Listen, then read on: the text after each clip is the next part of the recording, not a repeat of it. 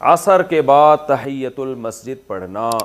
ہم افطاری کے لیے روزانہ عصر کے بعد مسجد جاتے ہیں، تو کیا عصر کے بعد تحیۃ المسجد پڑھنے کی اجازت ہے؟ جویریہ خان جرمنی سے. بعض فقہا اس کی قائل ہیں، وہ کہتے ہیں حدیث میں آتا ہے جب مسجد میں داخل ہو تو 2 رکعت پڑھو، تو وہ کہتے ہیں اس میں تو کوئی نبی نے فرق نہیں کیا کہ مکروہ وقت ہو یا نہ ہو. لیکن امام ابو حنیفہ اور فقہائے حنفیہ کہتے ہیں کہ مکروہ وقت میں چونکہ نمازیں پڑھنا منع ہے، تو یہ جو حدیث میں آتا ہے جب مسجد میں داخل ہو تو 2 رکعت پڑھو، تو مکروہ وقت کے علاوہ مراد ہے اس سے. وہ تو آٹومیٹیکلی وہ تو ایک عام اصول نبی نے ضابطہ بیان کر دیا کہ مکروہ وقت میں نماز جائز نہیں ہے، تو اس لیے اس کو الگ سے مستثنیٰ نہیں کیا. تو اگر آپ فقہ حنفی کو فالو کرتی ہیں، اردو اسپیکنگ زیادہ تر 99.9% فقہ حنفی کو ہی فالو کرتے ہیں، تو پھر آپ یہ نماز نہ پڑھیں. ایک فقہ کو فالو کرنا چاہیے، دوسرے پر اعتراض نہیں کرنا چاہیے. یہی طریقہ اسلام پر، شریعت پر چلنے کے لیے سب سے بہتر ہے. اور اگر آپ اختلافات کی بھینٹ چڑھیں گے اور بس میں ہی صحیح ہوں دوسرے غلط ہیں، تو پھر فرقواریت پھیلے گی. کیونکہ ہر فقیہ نے جو فتویٰ دیا ہے کسی نہ کسی دلیل کی بیس پہ دیا ہے. دلائل سب کے پاس ہوتے ہیں، فرق یہ ہوتا ہے کہ کون کس دلیل کو ترجیح دے رہا ہے، دوسرے میں تعویل کر رہا ہے. تو اسی وجہ سے عوام پر لازم ہے کہ ایک فقہ کو فالو کرے اور دوسرے پر اعتراض اور طنز نہ کرے. نہ ایسا کرے کہ بات بات پہ ایک جس فقہ کو فالو کرنے اس کو چھوڑ دیا جائے. اس سے بھی بڑی بے برکتی ہوتی ہے، اس سے خواہشات نفس کا دروازہ کھلتا ہے. تو آپ یہ کام نہ کریں، عصر کے بعد آپ تحیۃ المسجد نہ پڑھیں. الٹی سے روزہ ٹوٹنے کا حکم. الٹی آئی اور نگل لی تو کیا روزہ ٹوٹ جائے گا؟ طلحہ صاحب کراچی سے.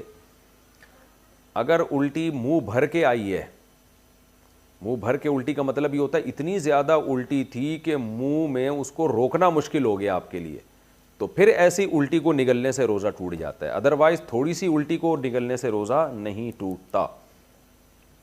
کیا تراویح کے بغیر روزے صحیح ہوں گے؟ پورے رمضان کی تراویح نہیں پڑھی اور تمام روزے رکھ لیے تو کیا روزے صحیح ہوئے یا نہیں؟ سلیم نسیم. دیکھیں تراویح اگر کوئی نہ بھی پڑھے تو روزے اس کے بہرحال صحیح ہو جاتے ہیں، روزوں پہ فرق نہیں پڑتا. لیکن تراویح سنت مؤکدہ ہے، قابل ملامت ہے وہ شخص جو تراویح کی نماز نہیں پڑھتا.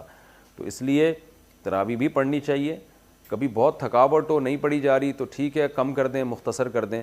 ویسے سنت مؤکدہ 20 رکعتیں ہی ہیں، اس پہ چاروں اماموں کا اتفاق ہے.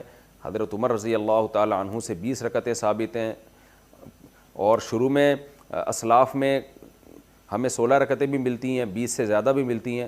لیکن بعد میں جب تحقیق ہوتی چلی گئی تو چاروں امام اس پر متفق ہو گئے کہ کم سے کم تراویح کی رکعتیں 20 ہیں. امام احمد بن حنبل کا بھی یہی فتویٰ ہے جو امام بخاری کے استاذ ہیں، کہ امام ترمذی نے جو ان کا نقل کیا فتویٰ، اس کو تو یہ نقل کیا کہ 20 اور 16 میں اختیار ہے اس کو. 8 کا تو کہیں بھی نہیں ملتا، ہمیں کسی اسلاف سے نہیں ملتا کسی صحیح حدیث سے کہ 8 رکعت پڑھی ہو. موطا امام مالک کی جو ایک 8 رکعت والی حدیث ہے اس کو خود امام مالک نہیں مانتے، تو وہ مسترب حدیث ہونے کی وجہ سے وہ ضعیف حدیث ہے. تو موطا امام مالک میں بھی 20 رکعتوں کا تذکرہ ہے، اور بھی ہمیں بہت ساری روایات میں زیادہ تر میں 20 رکعتوں کا تذکرہ ہی ملتا ہے. اس لیے امت کا اس پر اجماع ہو چکا ہے کہ 20 رکعتیں. یہ اجماع ہونے کے بعد پھر اختلاف پیدا کیا ہے 20 سے کم، بعض لوگوں نے فتویٰ دیا کہ 20 سے کم. تو جب ایک دفعہ کسی مسئلے پر اجماع ہو جاتا ہے تو وہ قطعی چیز بن جاتی ہے، پھر اس میں اختلاف جائز نہیں ہوتا، کیونکہ صحیح حدیث سے یہ بات ثابت ہے کہ امت گمراہی پہ کبھی بھی جمع نہیں ہو سکتی. تو اس لیے آپ 20 رکعت تراویح پڑھا کریں. لیکن اگر آپ نہیں پڑھتے تو روزہ بہرحال آپ کا ہو جائے گا. لیکن روزے کی اہمیت تراویح سے کروڑہ گنا زیادہ ہے، کیونکہ روزہ تو بہرحال اسلام کا ایک رکن ہے. ایسا نہ ہو کہ تراویح نہ پڑھنے سے روزہ بھی چھوڑ دیں آپ.